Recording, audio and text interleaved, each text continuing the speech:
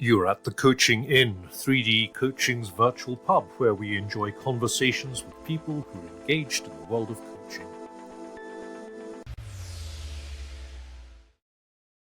Hello and welcome to this week's edition of the Coaching Inn. I'm your host, Claire Pedrick, and today I'm in conversation with Rachel Morris about her book, Working Mother. Do share this episode if you love it. I'm sure you know somebody else who'd really like to listen to it. And do follow or subscribe on your podcast platform to get every episode as it downloads. Rachel, hello. Good morning, Claire. How are you? I'm really good, thank you. And what a delight it is to see you. Nice to see you, Claire. Nice to see you. I'm looking forward to this chat. Well, we're going to talk about your book. I want to start, though, by finding out about your coaching journey. Mm-hmm. What got you into coaching, Rachel? So I started my career really early on in learning and development. So that was kind of my first route into things. And at the time, I was part of a learning and development team where we were looking after management development in one of the big luxury retailers here in London. And, you know, coaching, training, facilitating, mediating were all part of your toolkit. They were all kind of part of what you did. And that was in the late 90s, early noughties. And then back in 2004, I set up a business because just kind of felt that there was a way that we could support people be more of themselves. You know, luxury retail is a beautiful environment, but it's sometimes we can lose the person. We can lose the thing that makes that person unique in the process of making everything so great. And I used to sit there with a colleague and think, how can we help people to be more of themselves as opposed to lose something about themselves? And so we said, naive, I was 30. So it was like, oh, how hard can this be? Come on, let's set up a business that enables people to be more of themselves. So we set up a company called Motion Learning, which we delivered leadership development, so programs and coaching. And over the 21 years that it is now, we slowly took all other activity out of the business and transformed totally into a coaching company. So nice. Now, over those 21 years, we transformed purely towards coaching. So group coaching, team coaching, individual coaching, because for me, that's that essence of where we can help a person to really tap into being more of themselves, warts and all, that imperfection, and using it and being your brilliant self. So that's where it started. It started with the idea, I think, that still guides everything we do today. And I say, never take me out of my practice room, because Claire, we're practitioners in my mind, and I'm never happier than when I'm right in front of a person, right there in that moment with the person. Yeah, so that was my coaching journey. But it's been my whole career, so I never want it to stop. I never want it to not be a part of what I do. That's really unusual, isn't it? Because it's also been my whole career, apart from 2 years at the beginning. Has it? It is quite unusual, and particularly because, I don't know your view on this, Claire, but back then, you know, coaching wasn't really a thing. You know, you left and you were looking at careers, and it's like, well, you could be a therapist, or you could be a this, or you could be a that, but coach wasn't an option, you know. And I really am so pleased to see it's becoming more of an option. And certainly when my kids are choosing options for careers and things, I hope that it's something that's put to them as something that you can choose to make your career in. Yeah. I think it will. Yeah, I was reading a book on holiday. You had to quickly get that in. Quickly get in on holiday, Claire. I think it was The Old Ways, which was recommended to me by Naomi Ward, who's been a guest on the podcast. It's a fabulous book. But it talked about it takes 100 years for a river to change where it flows. Mm-hmm. Mm. And I remember sitting in the Institute of Engineering off Parliament Square when I was 25, listening to a talk about international development, and one of the things was that were people were very averse to the word third world, and they said it will take a generation and more for this to flush out of the system. And it will take a generation and more for people to understand that coaching is a profession. It's the same thing. The change happens, but actually that becoming a normal part of the culture is well, a generation to 100 years. It's really interesting. And I think there's also, as professionals on the coaching side of it, we've got a responsibility in that, because I think of us as, it's like, a brilliant craftsman will spend time in their workshop carving and shaving the corner of the table. And if I do it this way, or if I just do it that, or if I use that type of material or not, and I look at how not only our profession has developed in the 20 plus years, but also how I am developing within my profession and helping create that profession, and I don't know about you, Claire, but I often speak to more newly qualified coaches and they'll say, so what do I need to be doing? It's like, get practice, get in your workshop, get in the workshop. That's where the work is. That's where the work is done. That's where the magic happens. Yeah. Gosh, it's interesting. Aren't we lucky then to have been part of it from that stage, to see the transformation during the course of our careers so far? Because we've obviously got a long time to go. You're only the second person I've ever met who's done it from the get-go. It's very rare, isn't it? It is very rare. And I was on a CPD training, a kind of event recently, and there was something really beautiful, because in the room there were maybe 8 of us in there. Almost everybody had got 10 or 15 years experience as a minimum in there, Claire, a minimum in there. And it led to a really, really rich kind of experience. And it was lovely. It was lovely to hear that quality of experience. Yeah. Yeah, it's not lovely. Mm-hmm. So along the way, yes, you had 2 children. And they were like busters, Claire, because one didn't come along for ages, and then the second one came along just 14 months after the first one. So wow. So Claire, I had my first boy in 2012, and because I'm self-employed, I went back to work after 6 weeks. People say, "Ooh, that was ambitious," and it's like, actually, I think it was probably more essential than anything else. So I went back to work after 6 weeks, and then 5 months after he was born, I found out I was pregnant again. So I found myself in this very unexpected situation where I was a working, self-employed, pregnant again, mother of a small baby. And it was felt like everything in life had just collided, to be perfectly honest. It felt like this beautiful, wanted implosion of stuff. Is how it felt. Yes. Sounds like all the things you wanted all at the same time. That be careful what you wish for. And then you think, I can't now be ungrateful for what I've got. But it's really hard. Yeah. It felt like that. Yeah. And I think what it did for me, Claire, was I hope you can hear from what we've just been saying, but I love my work. I really do. I love my work. I the sense for me of whatever my brain is going to work and I can still do my job well. I don't want to ever stop working. So this drive to work as a mother for me was really strong. I wanted to be a great mother, but I also wanted to be really good at my work still too. And for me, there was a huge pull towards being able to do both of those things in the most effective way I could. And that doesn't mean perfect by any stretch of the imagination, but in the best way that I could. And I felt really strongly that my work identity remained incredibly important during that period of time to me. Mm-hmm.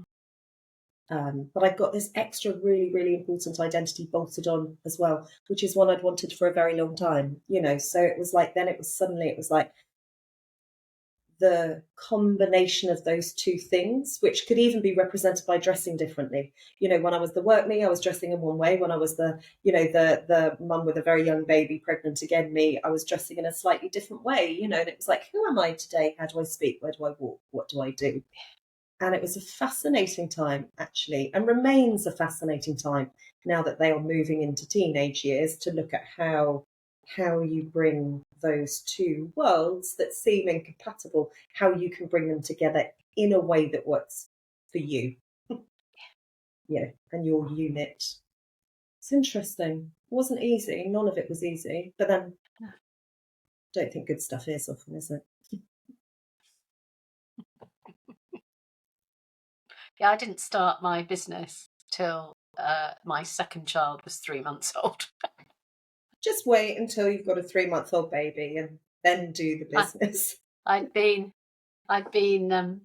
employed as a coach before that in an organisation, but I couldn't afford to go back to being employed with 2 children in London in those days when there was no benefits for there were no concessions on childcare. So yeah, No, it is a huge dilemma, and there are people now doing super interesting work around how that impacts, particularly working women, the people that I'm thinking of here, so working mothers, but particularly how that impacts working mothers at pensionable, in inverted commas, age, so later in life. So how that hits at that period of time is a lasting hit that kind of goes on for significant periods of time. So it's such an important time, and there is no way of getting it right. There is no one way, but actually I do believe there are ways that it can be better for the individual herself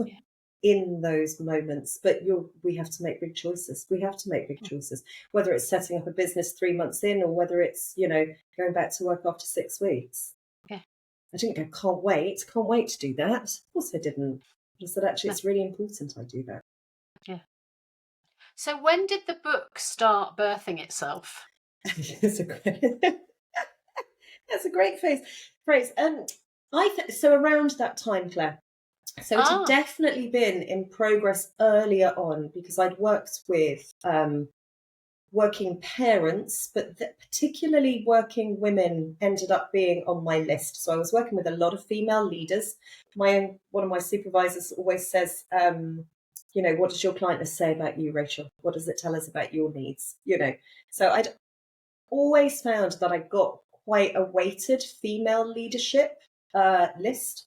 I don't think it was a conscious thing, but we could explore that at another time. And so I'd worked with female leaders, particularly senior female leaders who had gone through periods of becoming parents during the course of the time working with them, and kind of, so that had kind of been happening.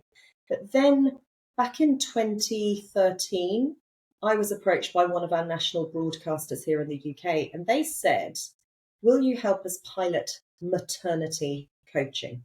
And back in 2013, you'll know, Claire, it wasn't a thing. I mean, it's still, parental transition coaching now is still like, what? So it really wasn't a thing. And so it was quite interesting, because they were saying, let's very specifically pilot a program that looks at our female population, and let's look at this time when they go off to have children, and let's see if we can help them with it. So it kind of started there. And because I was in that situation myself, I was really attracted to it. It was like, okay, so this is really interesting. Let's see what's going on. So over the 10 years from the book arriving, 10-year gestation period, that's good. Over the 10 years from the book arriving, I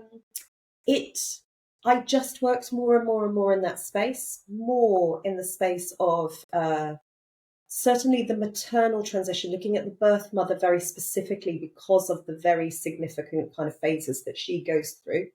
And Claire, I started to see some patterns, and I think the privilege we have in the coaching room is that we have the opportunity, we're working with people at such incredible moments, that we have that opportunity across conversation and conversation and conversation to see if there are patterns. Yeah.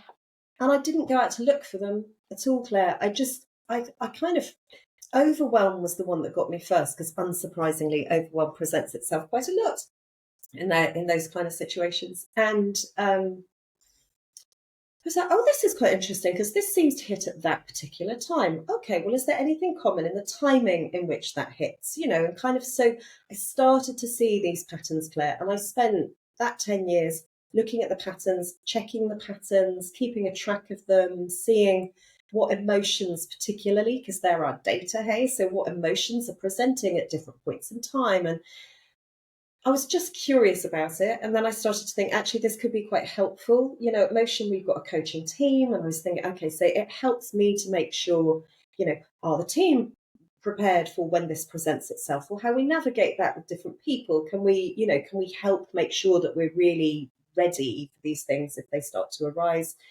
And then I started to write it down and started to develop a model that helped me to see what I felt I understood.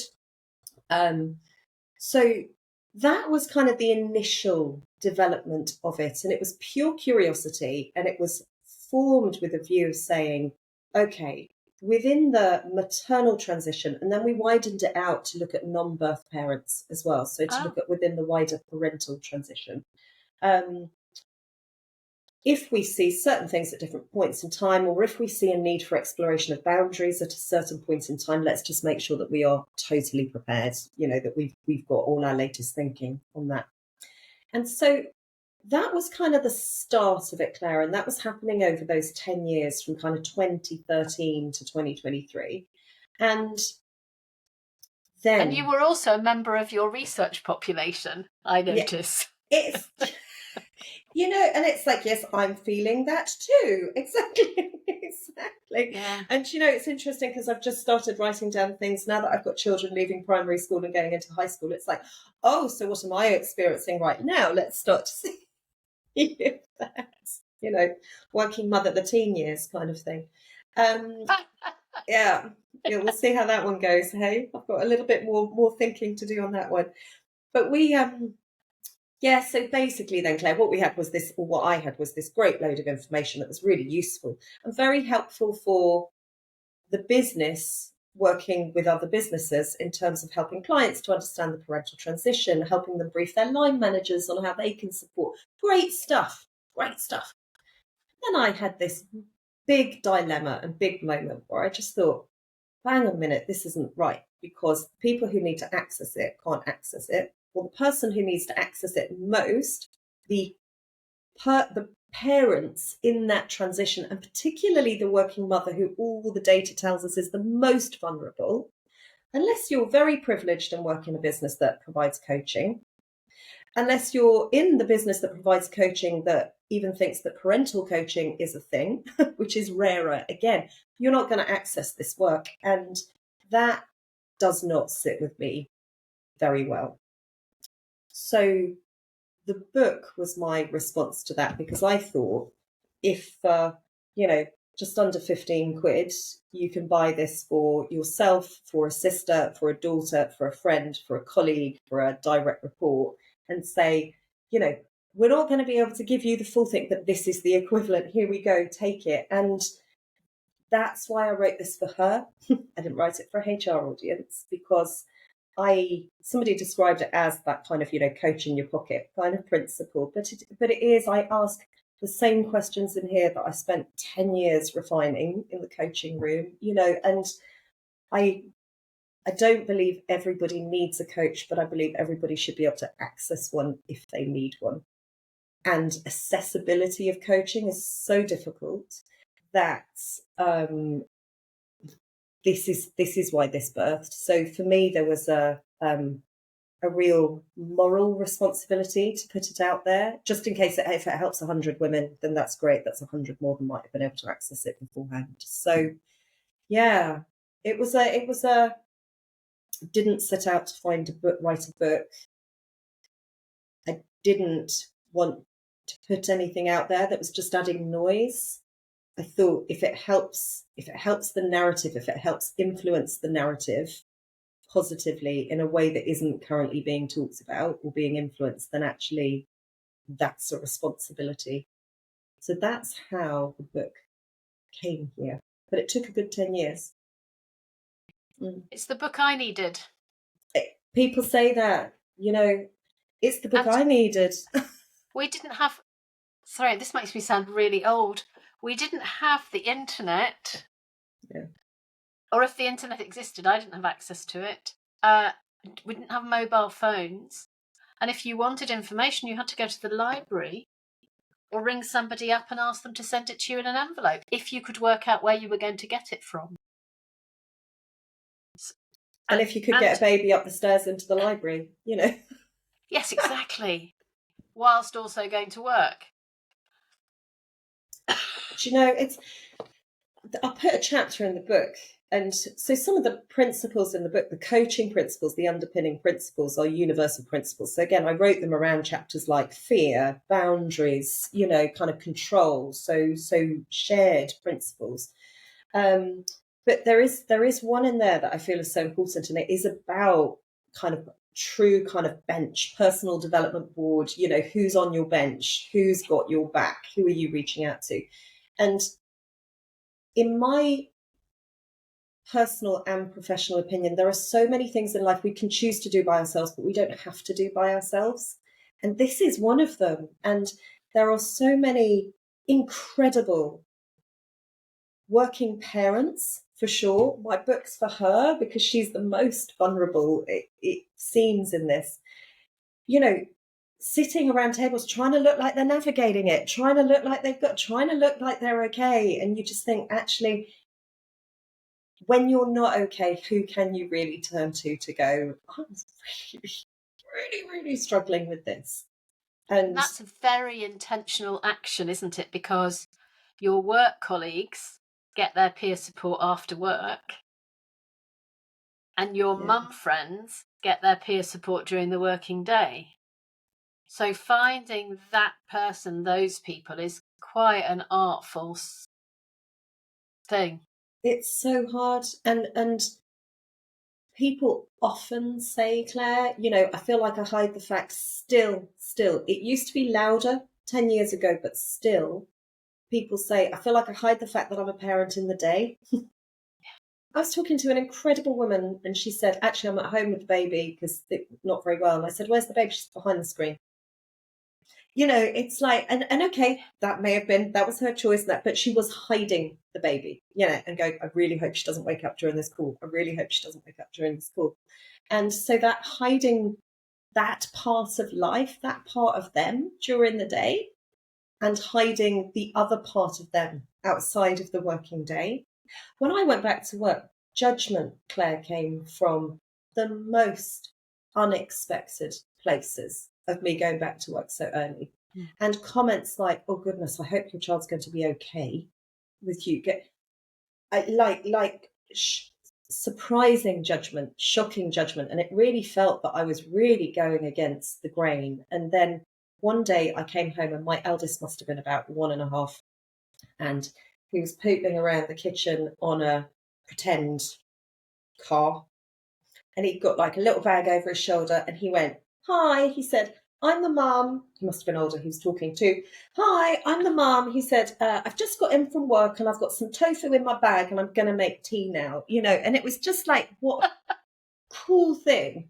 And it was in that moment I thought, we're fine. We're good. We're so good. This is all right. But there had been a lot of judgment before about what I was doing, because I shouldn't have been choosing to do both of those things. I had to do both those things. I needed to earn an income, but I chose to do both those things as well. And it came with quite a lot of difficult conversations with people. And that's interesting in relation to having your board or your support team, isn't it? Because what you're doing is you're looking for the supporting people, whilst at the same time having to really quite actively deal with the detractors. Yeah. And I found finding people on the support team who could understand both perspectives was challenging as well, because there weren't that many people that had done it, or one person I knew who had done it and was an incredible support to me, but had also been in a position where they'd been able to have a full-time nanny. We weren't. That wasn't how our household was set up. It ran on 2 incomes. We needed both our incomes. It kind of... or another brilliant support for me who'd got 4 children, but he was the dad, and his wife, who had had a great career, lots of women giving up great careers, had a great, fantastic legal career beforehand, stopped to stay at home with the 4 children, and those huge challenges of, my husband at the time was a head teacher, and so incredibly supportive, but just not around during the day. You can't rely on them in the term time during the day. It was just not, if something kicked off, there was no.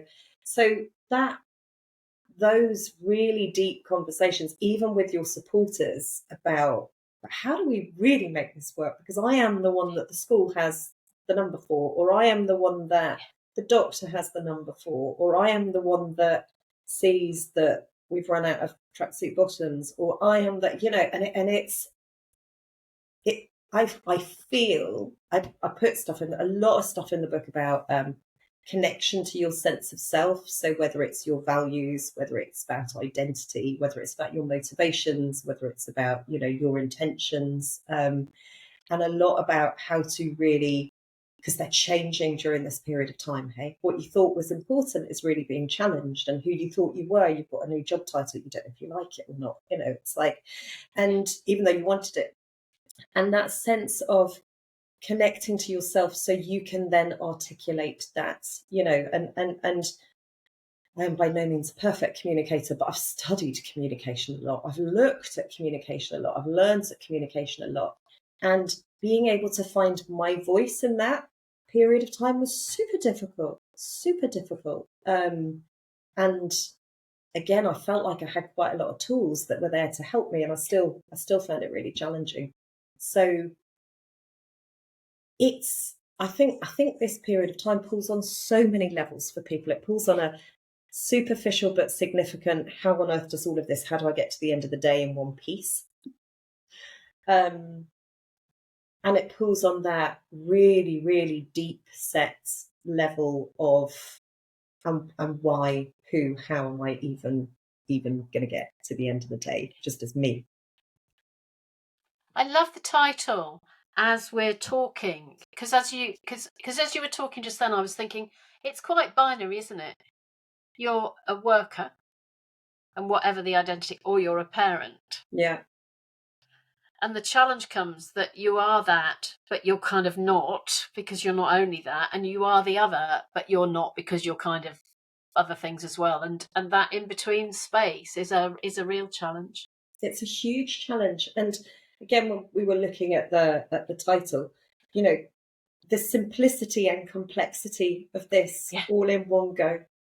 And I think for me, this sense of I wanted so much to have this title. Yeah, because I'm so proud of both parts of it. I'm so proud of the working me, and I am so proud of the mother bee. But when we put them together, blimey. So Rachel, it's working mother full stop. Yes.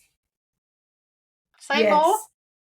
Because that's who I am and will always be. Now I am that. It's like no matter what happens in the future, no matter what happens, I will always be the working mother. And it's a no going back road, isn't it?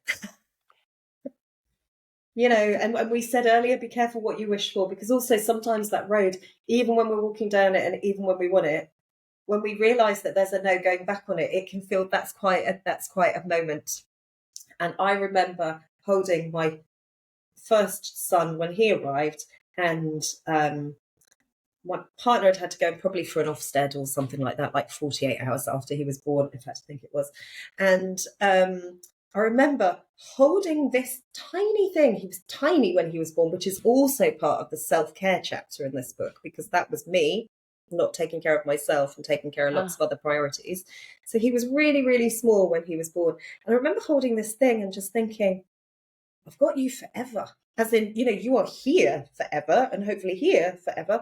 But, it's like, I can't put you you don't go. This is now it. Yeah. This is it. And what a glorious there are all those things that we don't know. We don't know what we don't know. And people ask sometimes, I don't know if you get this, Claire, but people ask, what did you learn about yourself from writing a book?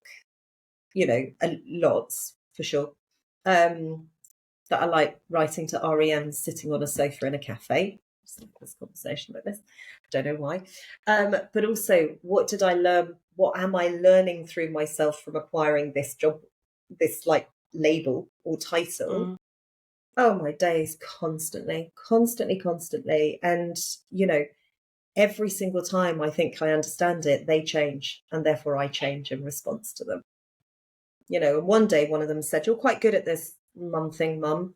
And I said, well, that's lucky, isn't it? Because I am just having a go most of the time.